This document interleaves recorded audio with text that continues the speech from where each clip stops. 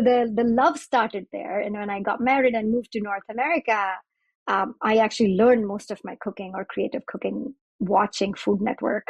Because and that also says something about it. I could have watched so Yeah. many things, but I spent hours watching Food Network, and then my poor husband was the guinea pig of all the creations that I made. This is Evolve CPG, a community of purpose-driven brand leaders who not only believe in better, but actively pursue it. That's better products, better brands, and better leadership for a better world. Thanks to you, our listeners, this podcast is now ranked in the top 10% of all podcasts globally. Let's not stop there, though. If you like our show, please take a moment to leave us a rating or review and share your favorite episodes with your network. The more people we reach, the more good we can bring about in this world. If you work in the industry, you can also join our online community where we're going further, faster together at community.evolvecpg.com. I'm your host, Gage Mitchell, founder and creative director of Modern Species, a sustainable brand design agency helping better brands grow and scale their impact. On this episode, we're speaking with Richa Gupta, founder of Good Food for Good, about why she transitioned from fashion to food, what inspired her to build a buy one, feed one business model, who inspired her to set big goals, why you'll find pumpkin seeds in her bolognese sauce, and more. Hi, Gage. I'm Richa. I'm founder of Good Food for Good. We are a Canadian social enterprise on a mission to make it easy for people to eat well and do good. Love it. I'm excited to dig more into what you mean by eat well and do good. But first, I'd love to hear how you ended up where you are now. So I was poking around in your background. It looked like you started out working in clothing at a couple different places, but one notably Hudson's Bay. But then, not too long after that, but you eventually found yourself working in food at General Mills. So how did that transition happen? Like, why did you start in clothing, and how did you end up deciding to switch over to food? It's a very, very interesting question. Not many people know that, and not many people ask that, but that's where my journey started. I still clearly remember, even in my teens, all I wanted to do was fashion. That was my my creative outlet. However, after years of working in fashion, I worked in India, I worked in US, and then I moved to Canada, and I was working at Hudson's Bay. I think I was about 30 at that time and pregnant with my daughter. I just started feeling or seeing the fashion industry as very superficial. I think time of life, stage of my life.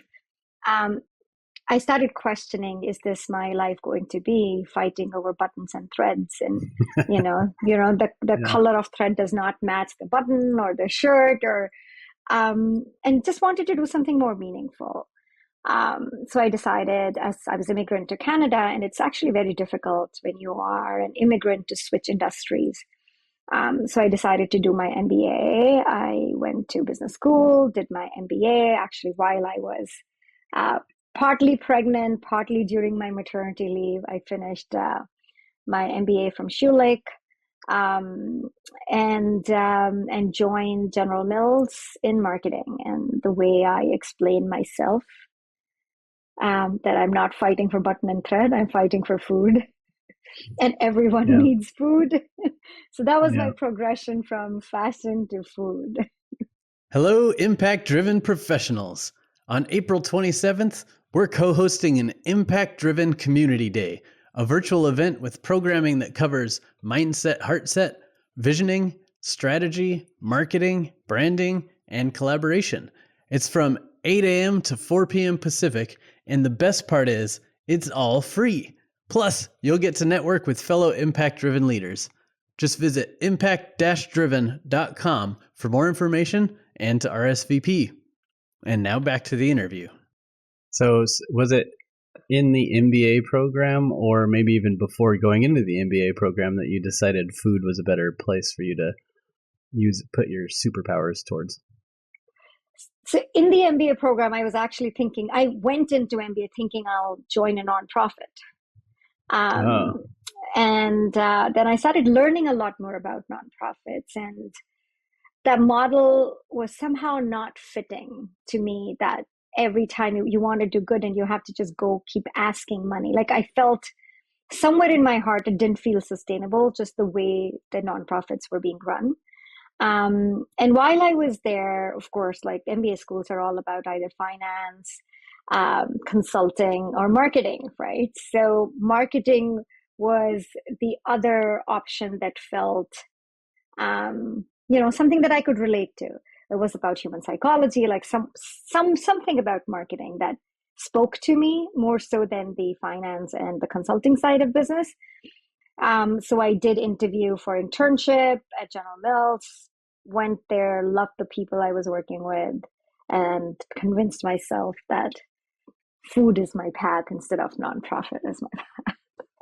Nice. Yeah, I totally resonate with that. I have done a lot of nonprofit leadership and continue to do it, but my feeling is that to make a big enough impact, I like the for-profit but for purpose business model, because Yes. it funds itself, is one thing I like. Whereas all the nonprofit work I do, you're constantly wondering where you're going to get money to do the work.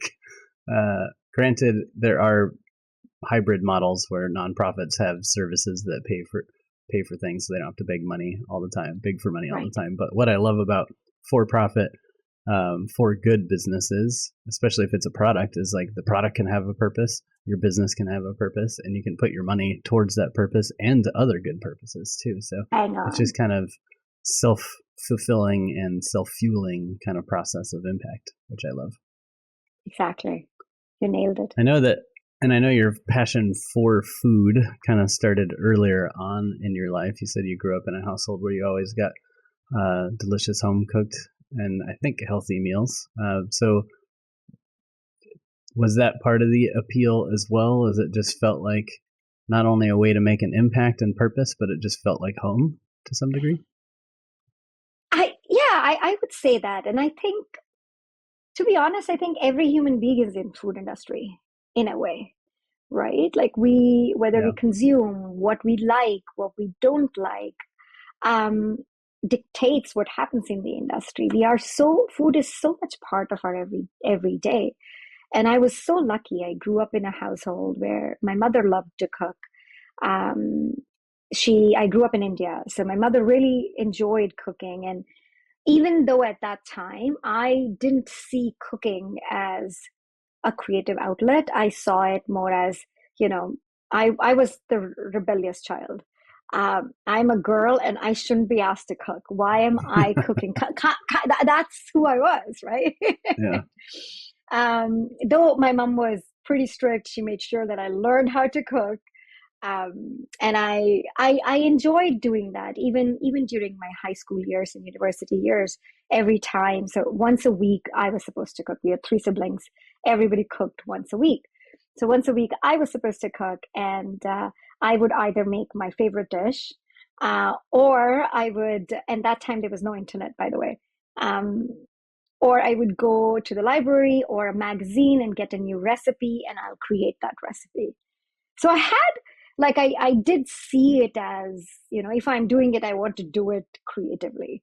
That's how I see life. I think it's our opportunity to make something. And that gives me the most pleasure.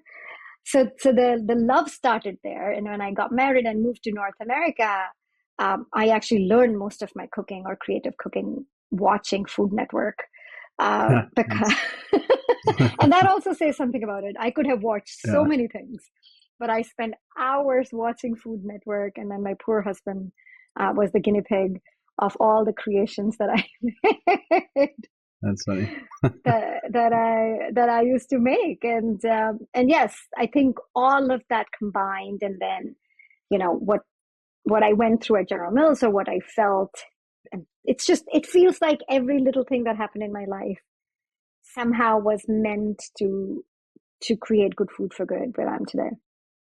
Yeah, I mean, I totally agree with that sometimes we don't know where our path is going, but somehow whatever we've done in our past leads to wherever we end up, right? Like it just, whether or not you plan it, it all ends up being perfect somehow. It's like, great, I am in this situation where I need these skill sets, and I happen to work in this job in college or in high school or in whatever, and now I have those skills or whatever. But you kind of get what you need along the way. I love that. Exactly, exactly. That's the beauty of universe. Yeah. So working at General Mills, you got a taste for the food industry. You decided you liked it, and at some point, you decided you needed to launch your own brand, which some people, would just stay working at General Mills, the nice, safe way of working in food and not having to take the risk and stress yourself out. But you decided to take the leap. So, what was it that inspired you to become an entrepreneur, and why focus on nutritious sauces? Very deep question. It'll be a long answer. Just warning Perfect. already. So at General Mills, as I said, like I really liked my colleagues. I loved the people. My internship was great. They offered me the job after internship. I joined back right after finishing my MBA. My first year and a half, I absolutely loved it. They give you so much freedom. They make you're pretty much running the business, right? So you feel like you're a CEO. Lots of power, lots of understanding of consumer behavior. However, at some point, my role changed a little, and I was focusing on holistic margin management, where my role was a lot about looking into ingredients or looking at the process and figuring out how can we cut down the costs.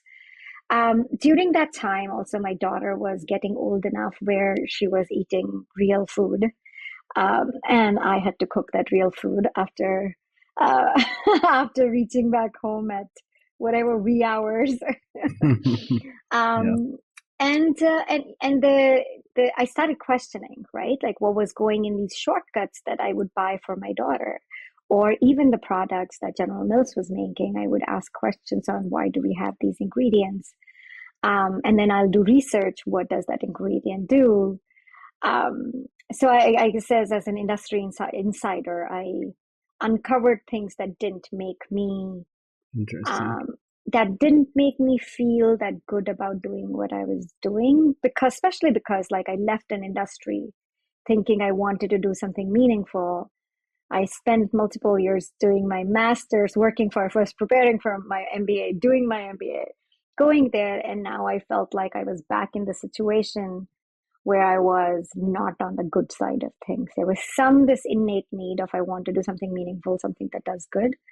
And when I started discovering what was going in our food, and at that time, or maybe because I was at that stage of my personal life, all that information was everywhere in front of me. So it was becoming, I'm sure people were talking about it even in 1990s and 1970s and 1980s. I just started hearing it a lot more in like 2010 onwards because I had my child in 2009, right? So Right. it's a stage of life when you start thinking about all those things, and um, and that just left me lost. I was lost in my personal life, trying to make food for my child that met my standards of food. Seeing, having a mother who cooked 3 meals a day from fresh foods, and here I am. I'm making one meal for my child, and that too, I'm trying to scramble things from the stores that have Yeah. ingredients that I didn't call food. And as a parent, you always want to do better for your kids than what your parents. It's just that's how we humans are designed to work, right? We want to do the best that we can for our child, and I felt lost there. I felt lost in my job.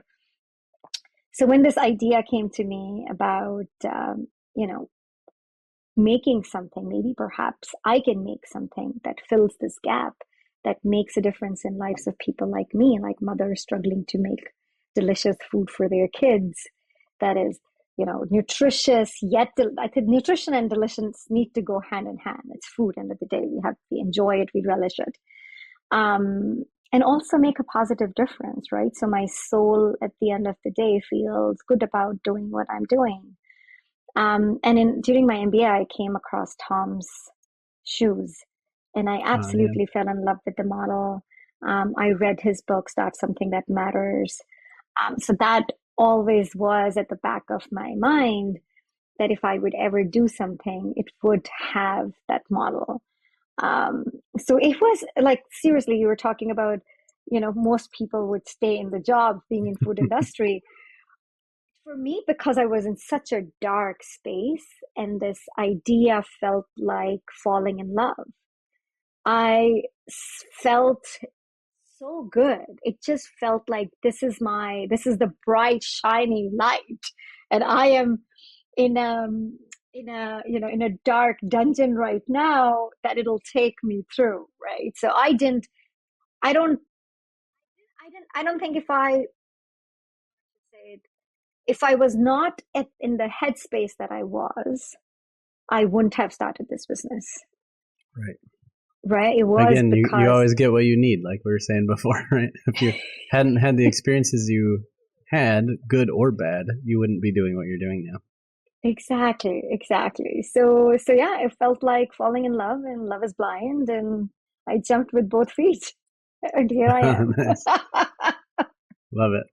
And speaking of maybe you wouldn't be doing what you're doing now, I wonder if you weren't working in food at General Mills, would you have been looking at the nutrition labels and the ingredient panels and starting to question the food you were eating, or would you have just been a busy, possibly overworked parent trying to provide for their kid and just like maybe just take advice from social media influencers or recipes on Pinterest, or like you said, the cooking shows you were watching, and just call it a day? Like that might have been your source of information. And on a lot of those stores or websites or channels, they're not really talking about the ingredients. They're not really talking about the nutrition. They're just talking about quick, easy, tasty.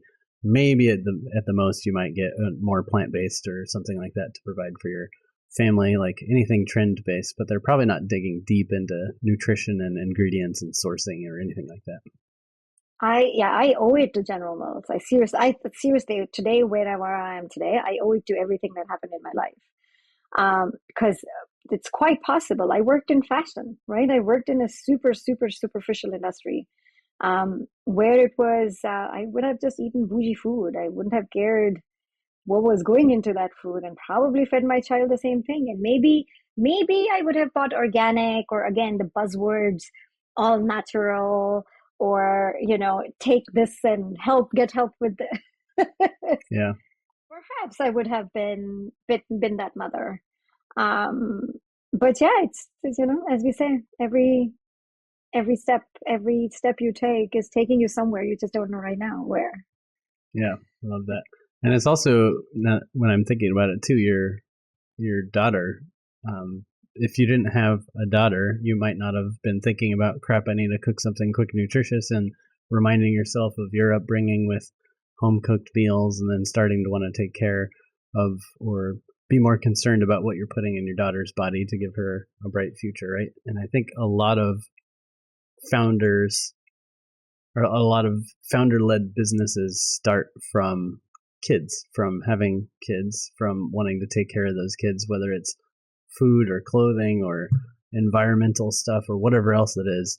I think there's something about having the kids that makes you start thinking more long term about the future, about their future, but also about future in general for other generations, right? Whereas when you're an adult without kids, it's so easy to just get caught up in the day to day, or the keeping up with the Joneses, or seeing what fancy car your neighbor has and wanting to get a fancy car like that. But but when you have kids, you start questioning some of these things of, wait a minute, what are we doing? What kind of world are we building for those kids? I couldn't agree more. I I think I was always quite self-absorbed person, so it was, all about me and, my needs, and not about the world. Like I was not a worldly kid who would know about what's happening in the world or what's climate change or anything. I was, building my life. It was my early career in India. Then I moved to US, and from US to Canada. A lot of my time and energy was going in building my life in this new country. So definitely I wasn't paying attention to what was going on till I became pregnant, till I knew there was something in here that the only thing I can control is what I do to myself, or what I put in my body Yeah. is the only control I have on what this child, or this whatever I'm baking inside, is going to be. Yeah. That's when we actually, even when I was pregnant, we switched to 100% organic. I was in the best shape of my life when I was pregnant with my daughter because I was Nice. working out like 3 times a week. I was doing meditation. I was doing yoga. It's just like I read enough to know that my state of mind and my health is all that I can control to give this you know baby a healthy life. And that's what I did for 9 months. It's amazing. I do hear a lot of people talking about worrying about what they're eating while they're pregnant, but I think you might be one of the first people I've heard talking about their mindset too, like having a healthy mindset and outlook on life as affecting the child too. Can you talk a little bit more about that? Absolutely. So again, it's all research, right? Like any new change in life, now I've learned that's my pattern. Anything Yeah. new, newness excites me, and then I go deep researching about it. So Nice. change is very important for me, I think, my life to grow. And maybe that's how it is. Everybody grows when a change happens. Otherwise, we just become, We're complacent. changed. Yeah, we grow when we're forced to in most cases. Exactly, exactly. So when I found out I was pregnant, I just researched the hell out of it, and I read so much about how we feel impacts hormones in our body, and vice versa, right? And how that impacts new, like, babies, your fetus inside you, right? That's Wow. growing inside of you. So I wanted to make sure that I am mentally, physically, in the best shape. So, whatever has happened. Whatever I did, whatever I drank before, Yeah. however much I partied before, I can't control that, but I can control from this day onwards on what I guaranteed I wasn't perfect. I'm sure there were times where I was stressed. There were times, um, where I was angry, and I'm sure my baby was impacted by that too. But at least I had the right intentions, and I read Yeah. enough to work towards it. Right. And I'm sure, like many things, 90% is still an A, right? Like whether you're on a hardcore diet, you can still cheat a little bit on that diet and you're going to be fine. And it's probably the same with nutrition while you're pregnant. I'm sure it's Yeah. that the majority is what matters, right? If you're feeding that child a bunch of garbage, that's going to have a bad effect. But if you're feeding it 90% good food and occasional garbage, that's Yeah. probably fine, right? Our bodies are pretty resilient, luckily.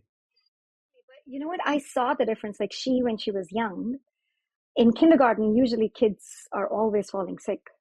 She used to be, till elementary school, she used to be one of the kids who, like, the whole class is falling apart and she would be perfectly fine. And in grade 8, now she has this independence. So after school, she goes and she drinks at 7-Elevens, like some Slurpees, Starbucks. Like every day there is something she's drinking. She was telling her she hasn't been this sick ever. Like, Oh, wow.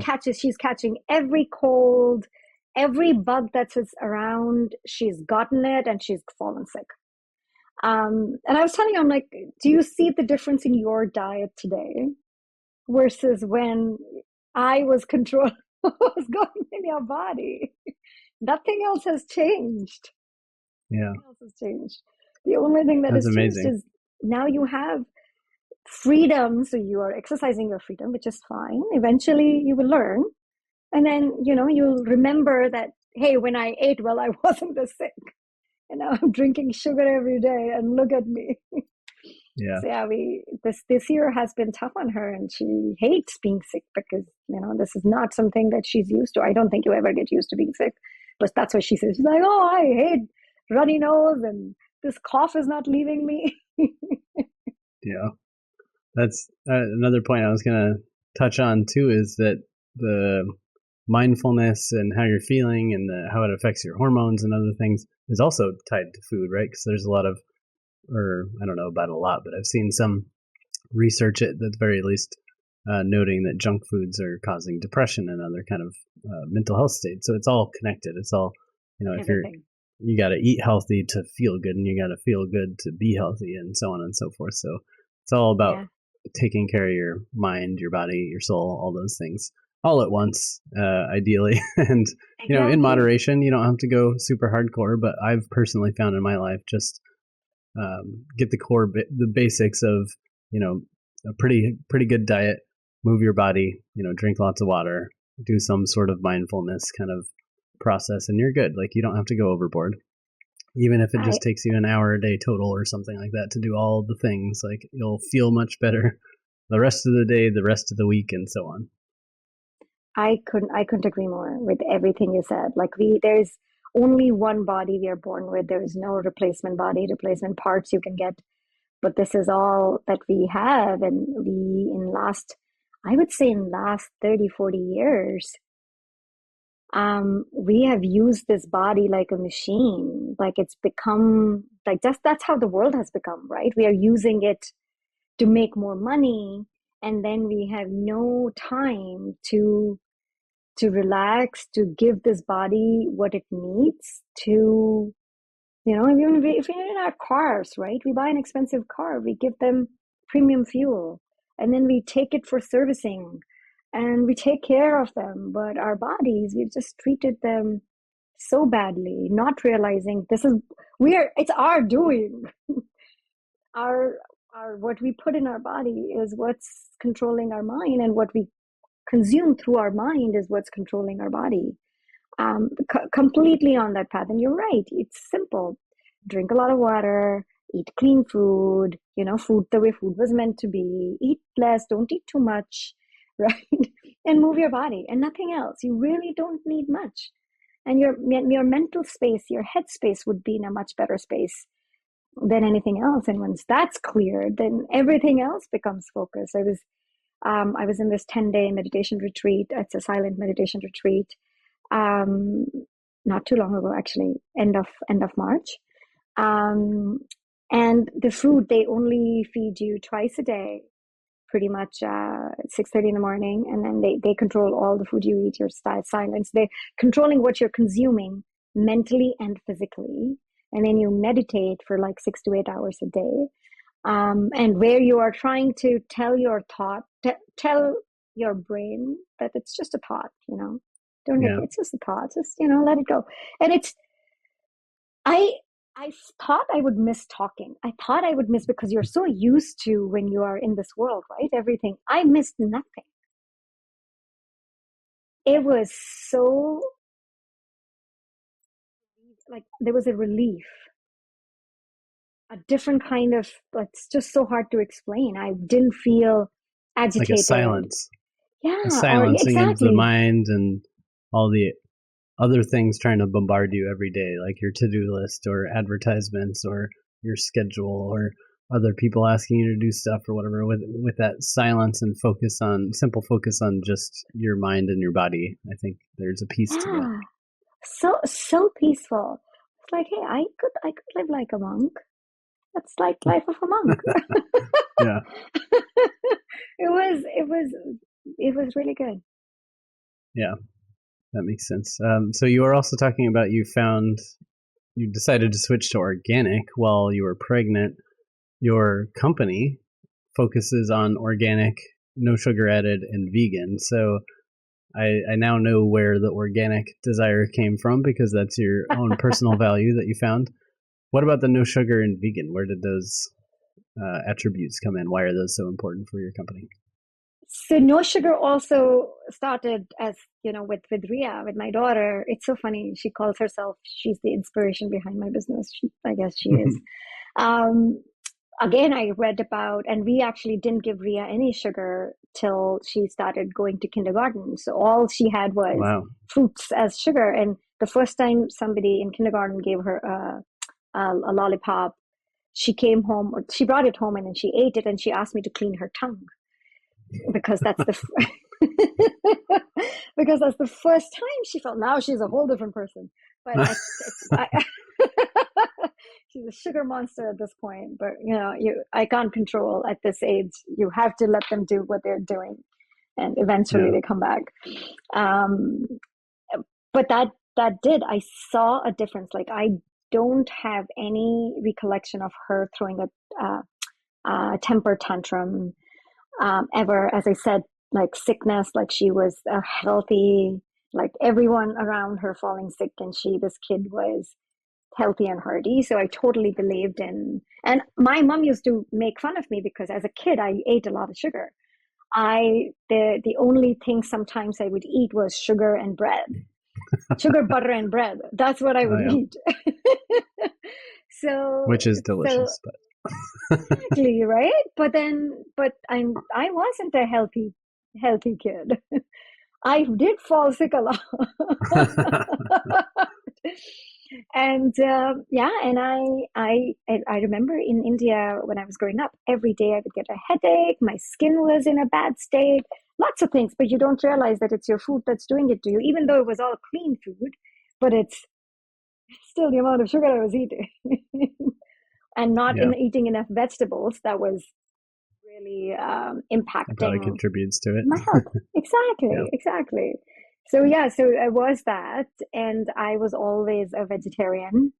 So the vegan part came from just that, you know, it's just one extra step. All you have to do is remove dairy. yeah. So did you decide to go that one extra step because you felt like you wanted that in the foods, or because you felt like your target customer, consumer, whatever, would want you to take that extra step? I think both, because I am also the target customer in a way. Um, and I read a lot about dairy and its impact on the environment. And while I was creating something called Good Food for Good, I didn't want to add things Right. are that are bad, right? And I guess that's where it all stems. Like every ingredient that I use, I research enough to make sure that it has the least, like anything we consume has impact on the planet. But the goal is that it has least amount of impact wherever I can control, right? Like, so that's why we went with, and we use seeds. We don't even use nuts because seeds um, use really less amount of water to grow, and they are actually better for the soil versus nuts and any other Uh, legume. Legumes are actually really good. Actually, I should not complain about legumes, but nuts. yeah, I was wondering if you did the no nuts for allergies or for sustainability. So that makes Kind sense. of both. They do take a lot of water. Yeah, kind of both. Initially, I did had cashews in one of my products. And I remember when I started the company, I used to do farmers market. And this mother and her son came to me once, and he's like, "Oh my God, I love your butter chicken sauce so much, but I wish I could take it to school." Um, and then I started working on that. And then I started reading more about the impact of seeds and nuts and what's better. And I experimented with hemp seeds and started using hemp seeds. And then when the new product we launched, our bolognese, we got into pumpkin seeds, and because they are another nutrient powerhouse that we have left for birds. All the seeds we have left for birds, um, right? One of the And not for smartest humans. animals, so we should probably take a cue from that, right? Exactly, they're choosing seeds. Yeah. Well, speaking of which, I did see that your bolognese sauce had pumpkin seeds in it, which also you won a Nexty award for at Expo West. So congrats on that. That's exciting. But when I saw that your bolognese had pumpkin seeds, that got me curious because I had never tried a bolognese with pumpkin seeds in it before. So I was wondering, was that more for flavor, for nutrition, for texture? Like, and how did you come up with that idea anyway? An interesting story. So our brand, as you know, is Whole30 approved as well. Now Whole30 has a plant-based mandate, but before, when I was researching this product, or when I came up with the idea, they didn't allow any legumes. So I was doing that diet because I want to understand how the consumer feels when they do that diet. It's part of my research process. And being a vegetarian, I felt there weren't many sources of protein that I could consume. Hmm. So I relied on seeds, and I started making food for myself. And anywhere where I would use nuts or legumes, I would just use seeds. And it tasted so good. So I started researching more about that. And I was like, oh, perhaps we could do a bolognese with and there wasn't, even right now, there is no product like ours in the market. Like most people use Beyond Meat or, plant-based meat substitute. And, that does not, highly processed meat substitutes do not fall in our values or what good food for good stands for. Um, so pumpkin seeds made like a perfect replacement. They give the texture, same amount of protein as your meat sauce. People who are allergic to legumes or legumes give them problems can still consume seeds, nut free. So there were just overall so many benefits of using pumpkin seeds, and that, we stuck with it. Yeah, I think I saw that they're a good source of omega-3s or something as well, which I know you also mentioned some of your products have hemp in it, which also have Yeah, those omega-3s. So there's that exactly. And nutritional benefit too. totally magnesium too. And all of us, most people are, depleted in magnesium. That's why seeds are very important, a really good source of magnesium, and we've left it for birds. So I think we all need to just Yeah, start consuming more seeds in meals, and not just like, I know people consume seeds in bars and stuff, but bars are also loaded with so much, so many other ingredients. I'm not a bar consumer, so um, I worked with Nature Valley, like I worked at General Mills. That's where they do use seeds, but they are so loaded with sugar. There's so right. much sugar in those bars that I don't know how can they be even classified as a health food. Um, Seriously. Yeah, I think that's part of why I skip a lot of bars and other things is because they're just basically slightly better candy. It's like I I don't understand agree. why we can't just have real food bars instead. Like especially when Kind was coming out with a savory line, I think Strong and Kind or something like that for a little bit. Unfortunately, I don't think it took off, but I think that might have been from a recall from a label misprint or something that just cost too much money and they didn't continue. But it could have been it wasn't selling. But I was excited about that to just have something that just wasn't pure sugar and Sugar. could have some savory flavors too. Because I don't always want something sweet, but that's I if you want a know. quick quote unquote nutritious snack, it's all sugary stuff. So it's probably just the fault of the American consumer being so obsessed with sweet and sugar. I think most people don't even taste the sugar anymore. Whenever because I No. don't eat a lot of sweet stuff. Whenever I go eat what you would call like a conventional sugary product, I like spit it out. It's so overly sweet. I just can't even eat it, or I'll eat like one little bite and be like, okay, I'm done. It's like too much for me. Whereas I see other people just eat two or three of them, or four of them, or five of them, or whatever, and it's just mind blowing. And I think people just get numb to the level of sugar or the level of salt or the level of whatever that's in most of their processed food.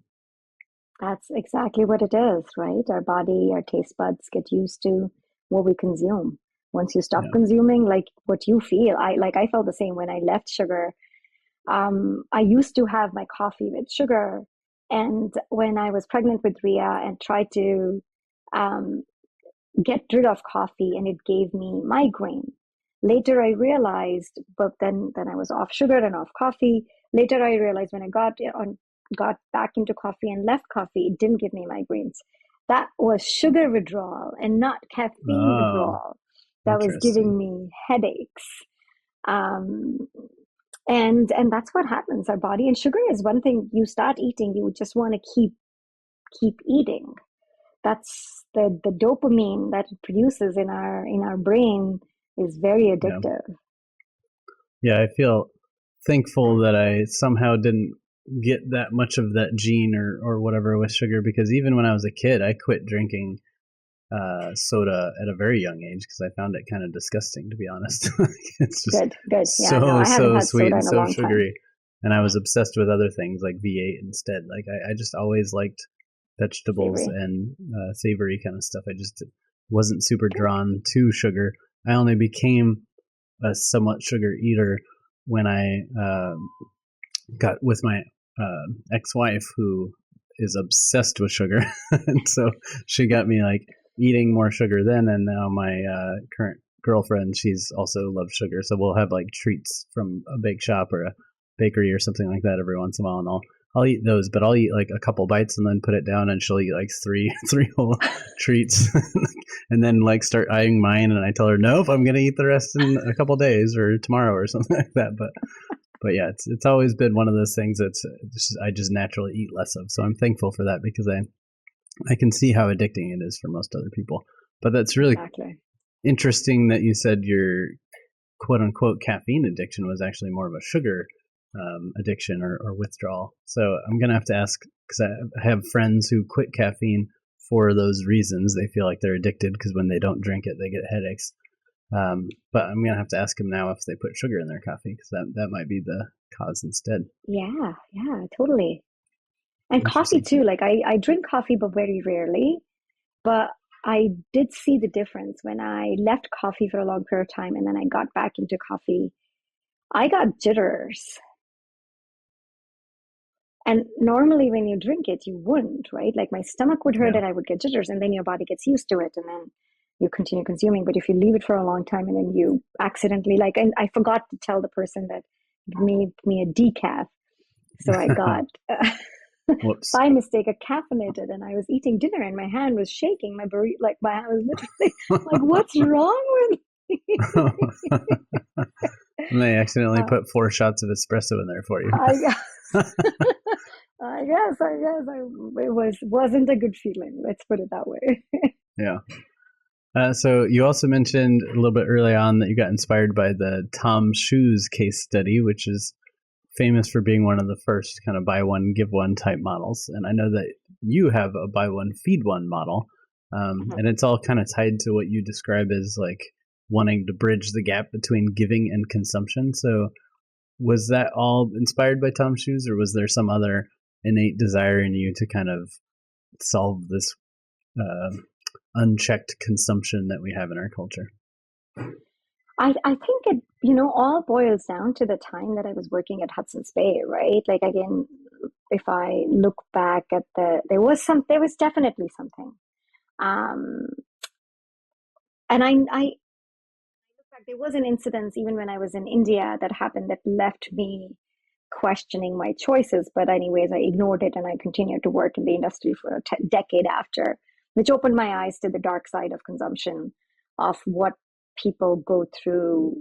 I met some artisans and they were in really bad state and they were making these prettiest outfits, like wedding collections in India are a big thing. People spend thousands and thousands and thousands of dollars to buy them, but people who actually make them live in really, really poor conditions. And the first time I witnessed that, I didn't want to work in that industry anymore. And that was very early on.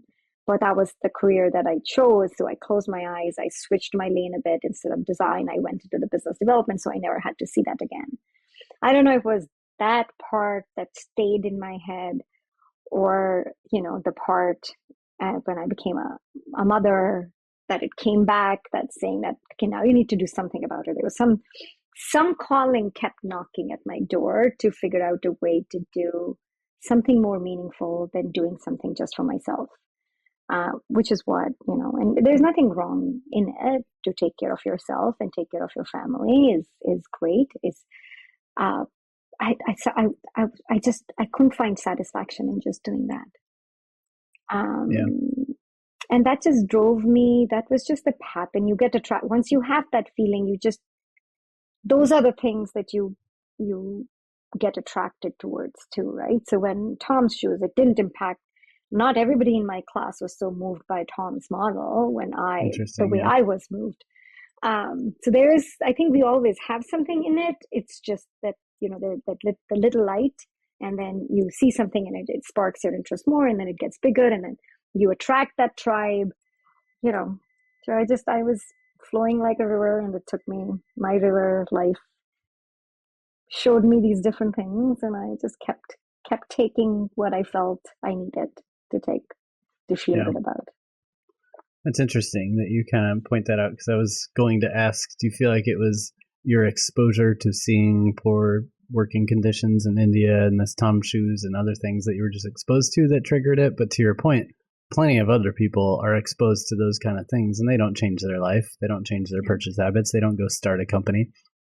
So what is it that makes somebody impact driven? Like, is it their upbringing? Is it just in their personality? I'm not entirely sure, but I guess I typically thought it was a series of circumstances, like maybe the way they were raised, the conditions they lived in, or the conditions they saw other people lived in, and they felt compelled to act on it. But a lot of people don't feel compelled to act. So there is something different about impact-driven people, where there's just something in you, like you said, that's this calling that keeps knocking on the door, and you just add up all the signs that you're seeing eventually and decide where you're going to make your impact. But there's that impact spark inside of you from the beginning, and sometimes it just takes a few life moments to pull it out. Like you said, in your early party days, or in my early party days, or early parts of my career, I was doing what I thought I was supposed to be doing, but there was always something in the back of my mind saying, this isn't right. This doesn't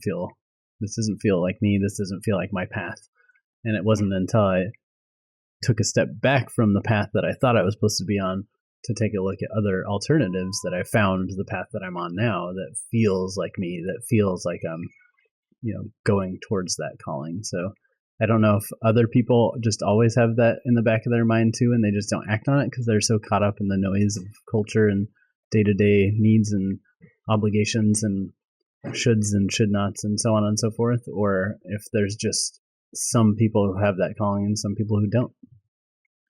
Yeah, it's a difficult question to answer. Perhaps we can put a research study out and speak to people. But it's, humans overall, I think our lives are so complicated. There are influences from all over, right? Like, yes, our parents are our influencer, but so in our influences, but so does society, so does our peers, so does our parents of our peers, so does our coworkers, so does whatever information we let our brain absorb. And how we make those connections, how we define who we are, right? Or what image makes us happy about ourselves. End of the day, that's what it is, right? And then we try and fulfill that image for ourselves by doing things that fit with that image. For some people, it is success. Like, success means just making more money, having a bigger house, and that's what their goal is, right? Bigger, and then a bigger house, and then even a bigger house, and that's the image that they've created, right? Yeah. For you and I, perhaps we created somewhere in our heart an image for ourselves, which is, we want to be, or something about people doing good we found inspirational, and then, or aspiring, we aspire to do that, and we created that image for ourselves, and then we just started taking steps towards it, knowingly or unknowingly. And this whole concept became a little clearer to me in the retreat that I did, meditation retreat, where he talks about, like, there was a discourse where he was talking about who are you? You are just an image that you've created for yourself. And like, he explained it in such a beautiful way that it made so much sense. On like, we don't know, as when you're a kid, you just like this or you don't like that, but you don't have that whole thing built up. But as we grow up, every little thing we fit in that, we do things that fit in that image, and we don't do things that don't fit in that image that we have made for ourselves. Nobody else has made, we have made it. And that's what we portray. And maybe that's to some degree where suffering or depression or other things can come in, is when you're not doing things that align with your image, but just doing things because you think that's what other people want of you, or because you think that's what will make you fit in or something. And maybe that's to some degree the path to happiness is trying to learn to recognize when you're doing something for yourself or for someone else. I'm not sure. Just spitballing there. Totally. It is just such a long way of actually, how do I fix it? But this is the reality now. At least I've understood that I am doing this for my image satisfaction. I mean, it is technically selfish because I am doing this because it gives me satisfaction. Everything we Yeah. do, right? Whoever does whatever they do this is what gives me satisfaction. Something else gives someone else satisfaction. Um, Yeah. and that's what it is, right? Totally. Yeah. Now I'm super curious about this, and my ex-wife, she was also the kind of co-founder slash partner in my design agency, Modern Species, but she left the business to go study psychology because she's just been always fascinated about how people tick. But she went into IO psychology, which is industrial organizational psychology. So it's about psychology work, but that might be actually a good field. Like maybe she has some research already that she could tell me some answers, or maybe it's something that needs to be studied and she could propose it or something. But I like this idea of like, where does that drive for impact originate? Yeah, And come. I think some of it's like there's that spark there, but you can have a spark that never gets fueled to become a flame, but things that we do along the way that start to feel good, and then we start to identify more as that, and then it starts building up that personality, and eventually it becomes self-fulfilling. Like we think we're this type of person, so we do these kind of things, but by doing those kind of things, now we are that kind of person, and then we don't Exactly. want to break that contract with ourselves or with others, and we don't want to shift from that path, because then we'll have not been the person we said we were or we've identified as. So eventually it becomes a cycle, I'm sure, but like, where does that original spark come from? That's what I'm Yeah, curious about right now. I know. It's very interesting. Well, again, as I said, human species, are so complicated. Our brains are so complicated. I wish for everything we do and every act we do and every like and dislike we had, we could pinpoint, right? To Yeah, that would be marvelous, right? absolutely. All childhood traumas explained, our behavior explained, Yeah, it's all solved right there. everything solved, right?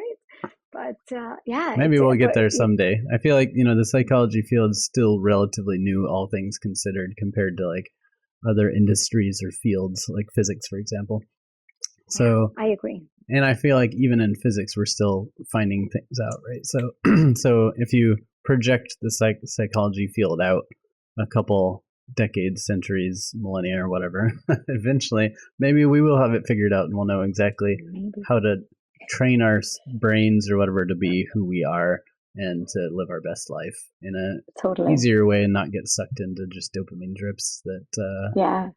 put us in a downward spiral. I think if So someone puts in some money towards researching what we Google, and you can actually draft, that's one place where you can actually, yeah, they know so much more about us than what we know about ourselves. yeah, But if they can chart the thread on, at that moment, this person searched for this, and then this happened in their life, and then this happened. They yeah. might be able to come up with like real concrete of this triggered this. That's interesting. Yeah, to partner with the tech companies to do long-term psychological studies on people just They're to see listening to you anyways, to you and I what right you're now as we listening, what speak. you're watching, what you're reading, what you're researching, what websites you're spending your time on, what actions you're doing, what words you use. You could pile all that data up to find some through lines, some trends. They know That's cool. so much more about us than what we know about ourselves. Yeah. So I noticed that you're also a B Corp, just like Modern Species, and therefore Evolve CPG as well. And you joined the same year as us, which is awesome. Go team, class of 2018 B Corps, I Right. guess. But you're already doing so much. Better products that are better for people. This give back mission, and so on and so forth. So what made you decide to go that additional extra step to get B Corp certified? Community. It's just good to be part of a community of leaders that think alike. I think all B Corps are trying to work on this business model that's not just good for you, but it's good for the world, right? And I totally believe in power of all versus power of one. Alone you can only go that far, but together you can actually move mountains. So that's the only reason we went for B Corp. We wanted to just make sure we're part of a community that also thinks like us.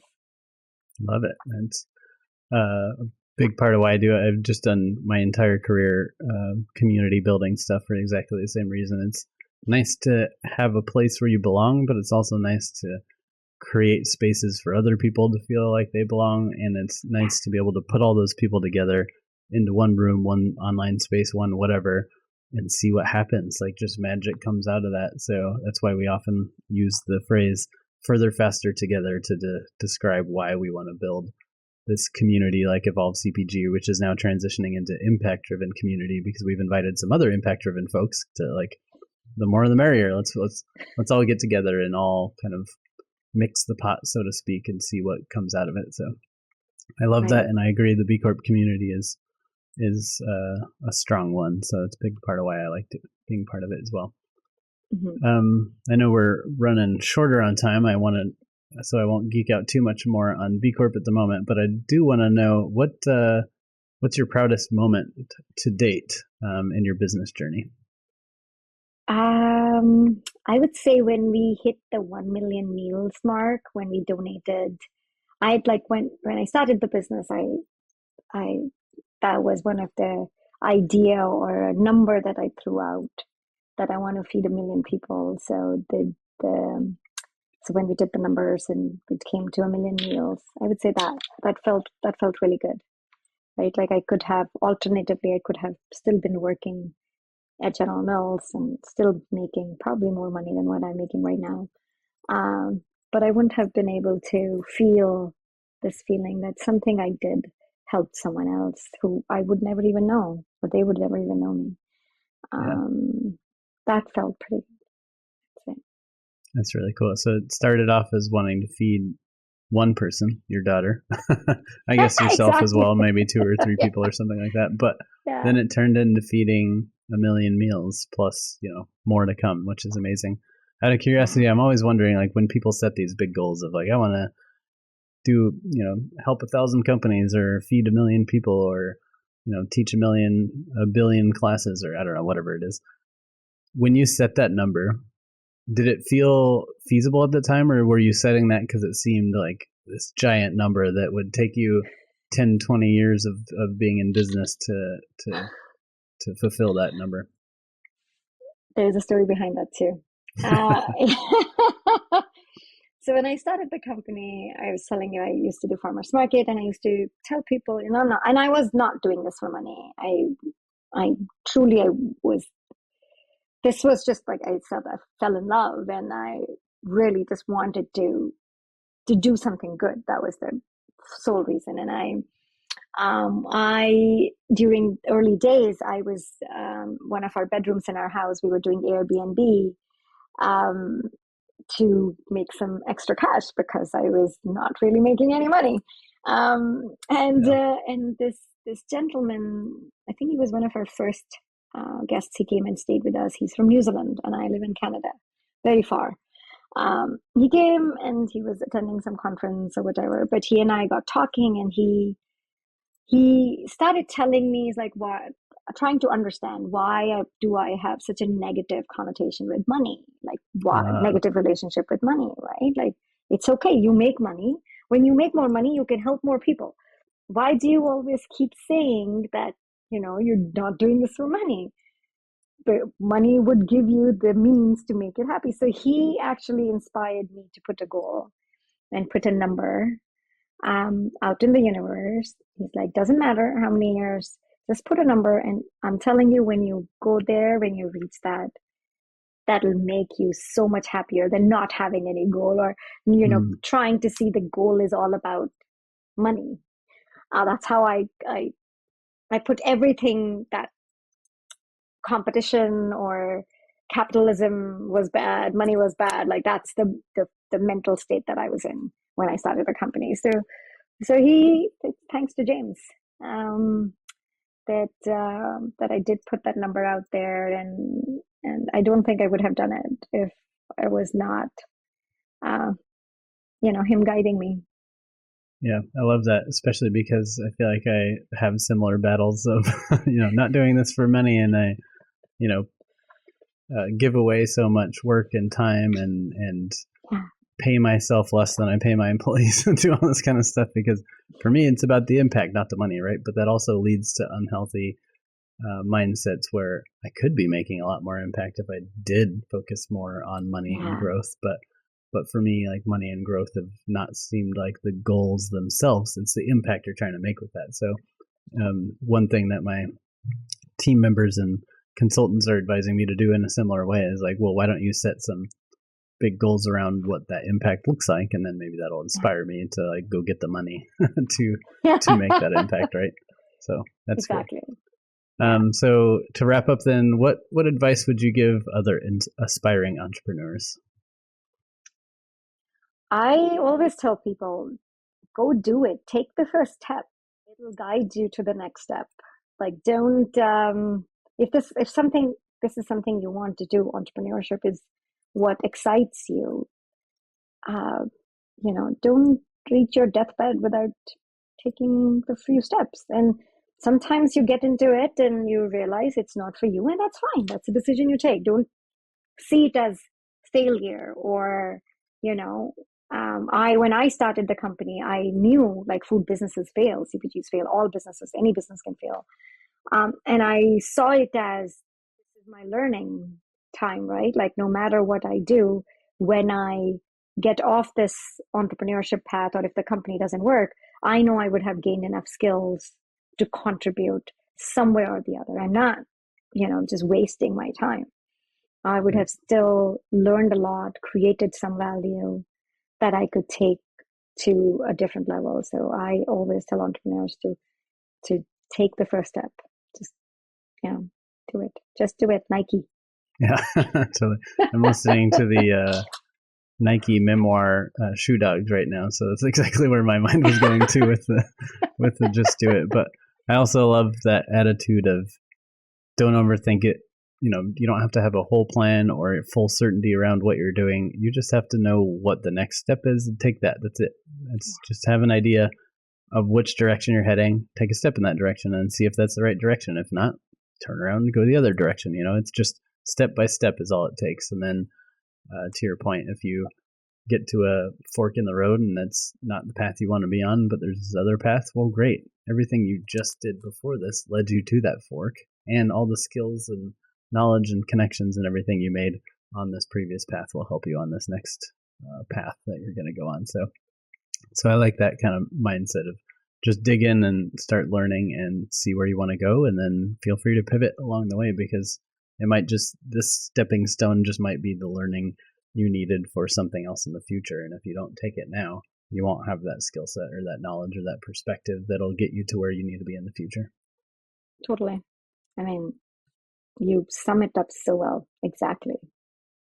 I think in life too, right? Even in our personal lives, right. Who has seen tomorrow? Like, who knows what changes next second? All we have is this moment, and this is what you feel like doing it. Just do it.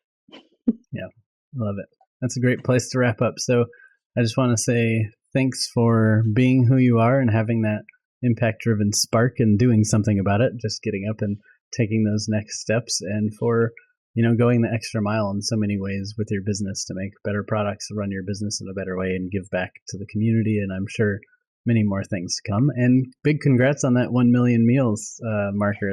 That must feel amazing, and I'll look forward to hearing your next big goal that'll keep you driving from there. So thanks for carving out some time to share your story on the show with our community, and thanks for doing what you do. Thank you. Thank you so much for inviting me. It was all my pleasure, and we've already reached about 2 million meals by now. But it was that was the most exciting part in this journey. But it's always good to talk to like-minded people. So thank you for inviting me to your podcast. Yeah. Cheers. Thanks for listening. If you'd like to learn more about Richa and her company, visit goodfoodforgood.ca. Subscribe to our podcast and YouTube channel for more innovator interviews, expert advice, and leadership discussions. If you like this episode, leave a heart, thumbs up, or review, and share it with your colleagues. As an ever-evolving show, we also love feedback, so send us your thoughts or ideas for who we should talk to next to evolve@modernspecies.com.